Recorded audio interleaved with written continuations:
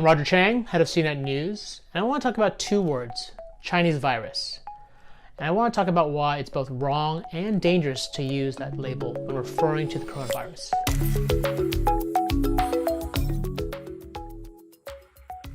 The term has been thrown around a lot recently, and it really made the rounds last week when President Donald Trump used it in a tweet. Now that kicked off a discussion about whether or not it was an appropriate label to use and the racist connotations it had, and also whether or not this was going to be harmful for Asian Americans. Now this isn't a theoretical exercise for me. My son's classmate and his mother were standing in front of the store earlier this month. They were minding their own business when a woman stopped her car in front of them, pulled down the window, and started yelling at them for being Asian. The boy, who is pretty much a toddler, same age as my son, was confused and asked why she was angry, and even asked if she was mad at his toy. Stories like that are just heartbreaking. It's why I felt the need to talk about this now, because there is a real impact here, and those words have a real effect on people. President Trump, in a press conference, defended the tweet. He argued it came from China, so it's accurate. It's not racist. It's not racist at all, no, not at all. It comes from China.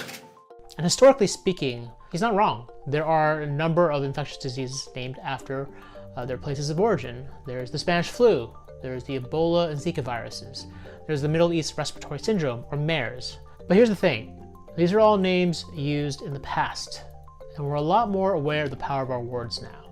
Back in 2015, the World Health Organization set new guidelines for how they would name infectious diseases. Now they did this partly because they started to understand the negative impact it would have on certain populations when you applied the idea of a virus with their location.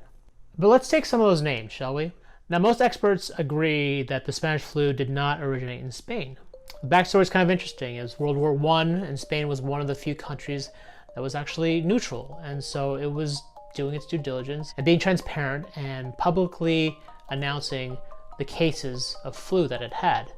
Now, all the countries around it were in the middle of World War I and didn't want a lot of negative headlines floating around. It would jeopardize their efforts to raise money for the war efforts. And so they all kept silent, and as a result, the term Spanish flu stuck. Interestingly enough, in Spain, they called it the French flu.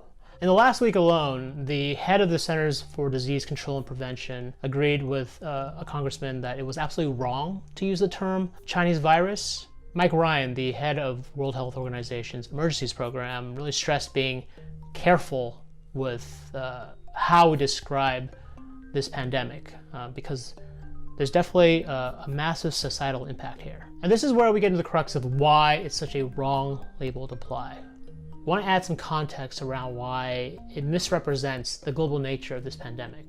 And let's face it, this is a global problem. This isn't a US problem. This isn't a China problem. This is an everyone problem. Things have changed, and we now know that practices that seemed acceptable even just a few years ago have a real harmful and negative impact. Though the president shrugs off a connection between the term and violence against Asians, there's no denying that there's been a rise in reported incidents around the world. Here in the US, Asians are getting assaulted, they're getting yelled at, they're being ostracized for nothing more than looking a certain way.